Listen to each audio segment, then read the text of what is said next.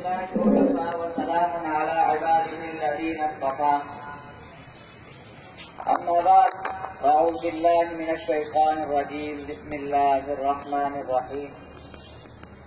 آواز ہماری نہ دبی ہے نہ دبے گی، آواز ہماری نہ دبی ہے نہ دبے گی، خاموش زبانوں سے بھی تقریر کریں گے. صدر جی وقار، معزز اساتذہ کرام صاحبان اور میرے ہم سفر اور ہم قدم بھائیوں، السلام علیکم ورحمۃ اللہ وبرکاتہ. آج میری تقریر کا موضوع یہ شعر ہے. وہ جو کہتے ہیں سواریں گے بیابانوں کو، وہ جو کہتے ہیں سواریں گے بیابانوں کو، ان سے پوچھو کہ اجاڑے ہیں گلستان کس نے.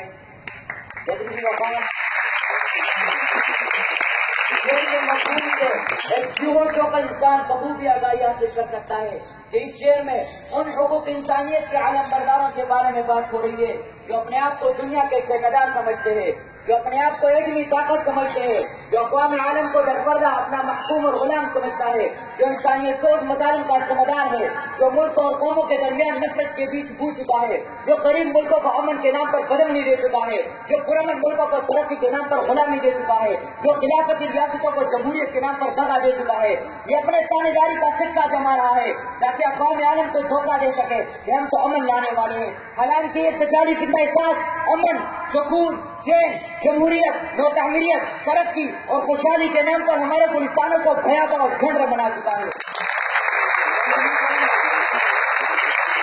کوئی ان سے پوچھے کہ تم تو بیابانوں اور صحراؤں کو گلستان بنانے نکلے تھے، مگر کتنے گھروں کو اجاڑا، کتنی عورتوں کی عصمت دری کی، کتنے بچوں کو خون میں نہلایا، کتنے غریبانوں کو چاک کیا، کتنے قبیلوں کو فسادی بنایا، کتنے ممالک کو کھنڈر بنایا اور کتنے انسانوں کو حیوان بنایا.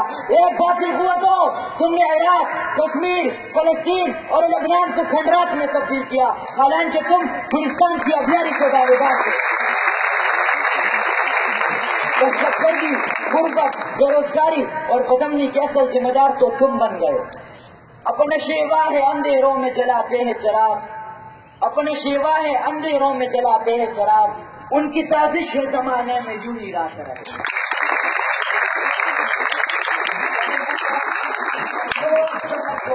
آج کے حاکم اقوام عالم ہمیں صرف چند فتنوں کے عوض بیچتے ہیں، سبز پاک نکال کر دھوکہ دیتے ہیں، امن کا ہاتھ نکال کر اپنی بوجھیں اتارتے ہیں اور اپنی تسلط جماتے ہیں. سرکاری خزانے سے ریال، درہم، دینار اور روپے بٹورتے ہیں، ان کو بے بس کرتے ہیں اور دیمک کی طرح چاٹ لیتے ہیں. کوئی پرسان حال نہیں، کوئی پوچھنے والا نہیں، کوئی روکنے والا نہیں، کوئی ٹوکنے والا نہیں. یہ گلستان کے مہمانوں کھنڈرات کیوں بنا رہے ہو؟ اگر بیابوں کو سنبھالتے نہیں سکتے تو کھنڈرات مت بناؤ، کیونکہ ہزاروں سال نرگس اپنے بے نوری پہ روتی ہے، ہزاروں سال نرگس اپنے بے نوری پہ روتی ہے. بڑی مشکل سے ہوتا ہے